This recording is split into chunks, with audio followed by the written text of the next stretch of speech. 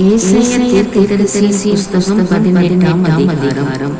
எத்தியோப்பியாவின் நதிகளுக்கு அக்கறையிலே நிழலிடும் செட்டைகளுடையதும் கடல் வழியாய் தண்ணீர்களின் மேல் நாணல் படவுகளிலே ஸ்தானாதிபதிகளை அனுப்புகிறதுமான தேசத்துக்கு ஐயோ!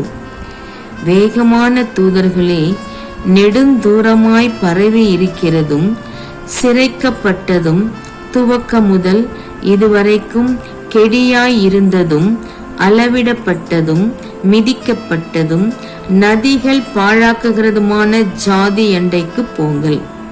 பூ சக்கரத்தில் வாசமாய் இருக்கிறவர்களும் தேசத்து குடிகளுமாகிய நீங்கள் எல்லாரும் மலைகளின் மேல் கொடியேற்றப்படும் போது பாருங்கள், எக்காலம் ஊதப்படும் போது கேளுங்கள். நான் அமர்ந்திருந்து பயிரின் மேல் காயும் காந்தியுள்ள வெயிலைப் போலவும் அறுப்பு காலத்து உஷ்ணத்தில் உண்டாகும் பனி மேகத்தைப் போலவும் என் வாசஸ்தலத்திலிருந்து கண்ணோக்குவேன் என்று கர்த்தர் என்னுடனே சொன்னார்.